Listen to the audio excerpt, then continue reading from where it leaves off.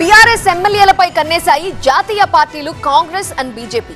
రాష్ట్రంలో అధికారంలో ఉన్న కాంగ్రెస్ తమ పార్టీలోకి 20 మంది ఎమ్మెల్యేలు వస్తారంటుంటే తామేం తక్కువ కాదు అంటోంది బీజేపీ. తమకు 8 మంది ఎమ్మెల్యేలు 5 ఎంపీలు టచ్ లో ఉన్నారంటోంది. మరి బీఆర్ఎస్ ఎమ్మెల్యేలు నిజంగానే పార్టీ మారే పరిస్థితి ఉందా? గులాబీ బాస్ ఎటువంటి వ్యూహాలు పన్నుతున్నారు? వాచ్.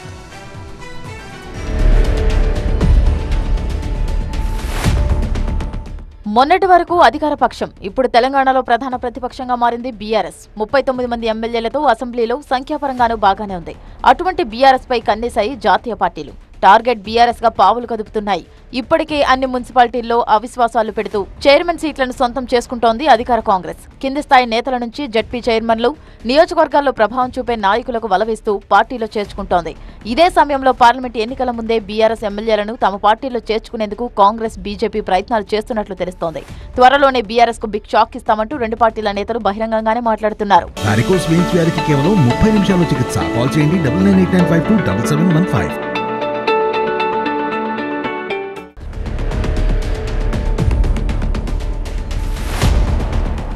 9 ఏళ్లలో బీఆర్ఎస్ తమను ఎన్నో ఇబ్బందులు పెట్టిందని, వాళ్లు గడ్డపారతో పొడిస్తే తాము సూదితో అయినా పొడవకూడదంటూ జగ్గారెడ్డి గాంధీభవన్ సాక్షిగా చెప్పారు. బీఆర్ఎస్ చేసిన అలవాటే తాము కొనసాగిస్తామన్నారు.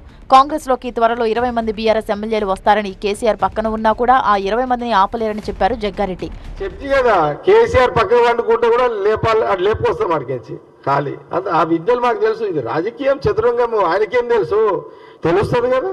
ఆ 20 మంది కాంగ్రెస్ కి అట్రాక్షన్ అయ్యి వస్తారా రారో మీరే చూస్తారు. వాళ్ళే వస్తారు, ఏమి ఇబ్బంది లేదు. వస్తారు అని నేను గంటపదంగా చెప్తున్నా. పేర్లు చెప్తే ఎట్లయితుంది చెప్పం కదా. తాజాగా బీజేపీ నుంచి కూడా ఇవే మాటలు వినిపిస్తున్నాయి. బీజేపీ జాతీయ ప్రధాన కార్యదర్శి బండి సంజయ్ తమతో 8 మంది బీఆర్ఎస్ ఎమ్మెల్యేలు, 5 ఎంపీలు టచ్ లో ఉన్నారన్నారు. అంతేకాదు బీఆర్ఎస్ లో కీలక నేత అయిన హరీష్ రావు వచ్చినా బీజేపీలో చేర్చుకుంటామన్నారు సంజయ్. హరీష్ పై అన్ని పార్టీలు సాఫ్ట్ కార్నర్ తో ఉన్నాయని చిట్చాట్లు వెల్లడించారు బండి.